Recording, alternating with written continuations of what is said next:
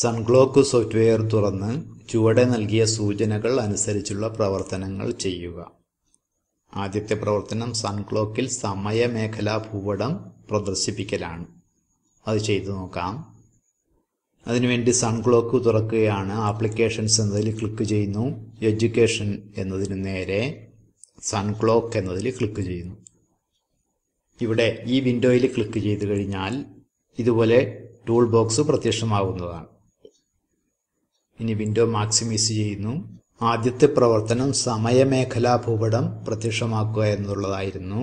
നമ്മൾ എന്ത് പ്രവർത്തനം നടത്തുമ്പോഴും ഇത് ചെയ്യേണ്ടത് അത്യാവശ്യമാണ്. നമുക്ക് സമയമേഖല ഭൂപടം പ്രത്യക്ഷമാക്കുവാൻ വേണ്ടി ഇവിടെ കാണുന്ന അതിശയ ചിഹ്നം അഥവാ എക്സ്ക്ലമേറ്ററി മാർക്കിൽ ക്ലിക്ക് ചെയ്യുക. ഇവിടെ ക്ലിക്ക് ചെയ്യുന്നു. ഇപ്പോൾ ഇവിടെ സമയമേഖലാ ഭൂപടം പ്രത്യക്ഷമായി കഴിഞ്ഞു.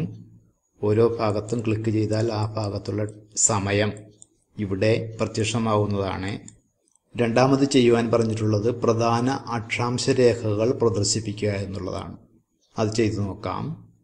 പ്രധാന അക്ഷാംശരേഖകൾ പ്രദർശിപ്പിക്കുന്നതിന് ടൂൾ ബോക്സിലെ ടി എന്ന ബട്ടണിലാണ് ക്ലിക്ക് ചെയ്യേണ്ടത്. ടി എന്ന ബട്ടണിൽ ഇവിടെ ക്ലിക്ക് ചെയ്യുകയാണ്.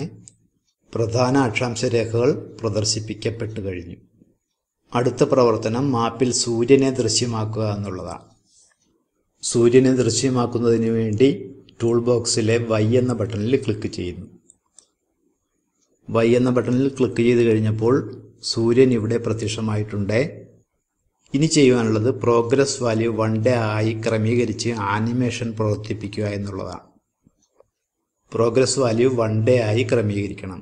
ഇവിടെ ഇപ്പോൾ G എന്ന ബട്ടണിൽ ടൂൾ ബോക്സിൽ G എന്ന ബട്ടണിൽ മൗസ് പോയിന്റർ എത്തിക്കുമ്പോൾ അതിൻ്റെ സമയം 1 മിനിറ്റ് എന്ന് കാണുന്നു. അവിടെ ഒന്ന് ക്ലിക്ക് ചെയ്ത് കഴിഞ്ഞപ്പോൾ 1 അവർ എന്ന് കാണുന്നു. വീണ്ടും ക്ലിക്ക് ചെയ്യുകയാണ്. ഇപ്പോൾ 1 എന്നായി കഴിഞ്ഞു. പ്രോഗ്രസ് വാല്യൂ 1 ആയി ക്രമീകരിച്ചു. ഇനി ആനിമേഷൻ പ്രവർത്തിപ്പിക്കണം. അതുമാത്രമല്ല സൂര്യൻ്റെ സ്ഥാനം ദക്ഷിണായന രേഖയിലെത്തുമ്പോൾ ആനിമേഷൻ അവസാനിപ്പിക്കുകയും വേണം. ഇവിടെ സൂര്യൻ്റെ സ്ഥാനം ദക്ഷിണായന രേഖയിൽ, ഇതാണ് ദക്ഷിണായന രേഖ. ഇവിടെ എത്തുമ്പോൾ സൂര്യൻ്റെ ആനിമേഷൻ അവസാനിപ്പിക്കുന്ന തരത്തിലാണ് നമുക്ക് ആനിമേഷൻ പ്രവർത്തിപ്പിക്കേണ്ടത്. ആനിമേഷൻ പ്രവർത്തിപ്പിക്കുന്നതിന് വേണ്ടി ഇവിടെ ഓപ്ഷൻ കമാൻഡ് ബട്ടണിൽ ആദ്യം ക്ലിക്ക് ചെയ്യേണ്ടതുണ്ട്. അവിടെ ക്ലിക്ക് ചെയ്യുന്നു. ഇനി ഇവിടെ കാണുന്ന ഇൻവെർട്ടഡ് കോമയുടെ ബട്ടണിലാണ് ക്ലിക്ക് ചെയ്യേണ്ടത് ആനിമേഷൻ തുടങ്ങുവാൻ. അതല്ലെങ്കിൽ കീബോർഡിൽ ഇൻവെർട്ടഡ് കോമയുടെ കീയിൽ പ്രസ് ചെയ്താലും മതി. ഇപ്പോൾ ഇവിടെ ഈ ബട്ടണിൽ പ്രസ് ചെയ്തുകൊണ്ട് ആനിമേഷൻ തുടങ്ങുകയാണ്. ഇപ്പോൾ ദക്ഷിണായന രേഖയിലെത്തി സൂര്യൻ, ഉത്തരായന രേഖയിലെത്തി സൂര്യൻ, ദക്ഷിണായന രേഖയിലെത്തി. ഇനി നമുക്ക് ദക്ഷിണായന രേഖയിൽ വരുമ്പോൾ അവസാനിപ്പിക്കണം. അവസാനിപ്പിച്ചു. അവസാനിപ്പിക്കുവാൻ വേണ്ടി ഇവിടെ തന്നെയാണ് ക്ലിക്ക് ചെയ്തത്. ആനിമേഷൻ നമ്മൾ അവസാനിപ്പിച്ചു കഴിഞ്ഞു. ഇനി ഇതിൻ്റെ സ്ക്രീൻഷോട്ട് തയ്യാറാക്കിയിട്ട് സേവ് ചെയ്യണം. കീബോർഡിലെ പ്രിന്റ് സ്ക്രീൻ എന്ന കീയിൽ പ്രസ് ചെയ്ത് കഴിഞ്ഞാൽ ഇതുപോലെ സ്ക്രീൻഷോട്ടിനുള്ള ഓപ്ഷനുകൾ വരുന്നതായിരിക്കും. ഇനി ഇത് സേവ് ചെയ്യേണ്ടത് പിക്ചേഴ്സിലല്ല. ഇവിടെ ഇപ്പോൾ പിക്ചേഴ്സിലാണ്. അവിടെ ക്ലിക്ക് ചെയ്ത് അതേഴ്സ് എന്നത് സെലക്ട് ചെയ്ത് കൊടുക്കുക. ഇനി ഹോമിലെ exam10 എന്ന ഫോൾഡർ സെലക്ട് ചെയ്ത് കൊടുക്കുക. ഇവിടെ ഇപ്പോൾ exam10 ആയി കഴിഞ്ഞു.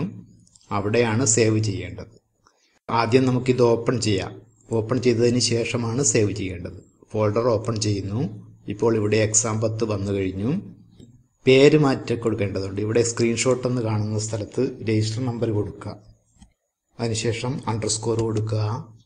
പിന്നെ ചോദ്യ നമ്പർ കൊടുക്കുക. ഇനി ഇവിടെ സേവ് എന്നതിൽ ക്ലിക്ക് ചെയ്യുക. സേവ് എന്ന ബട്ടണിൽ ക്ലിക്ക് ചെയ്യുന്നു. സ്ക്രീൻഷോട്ട് സേവ് ചെയ്യപ്പെട്ടിട്ടുണ്ട്.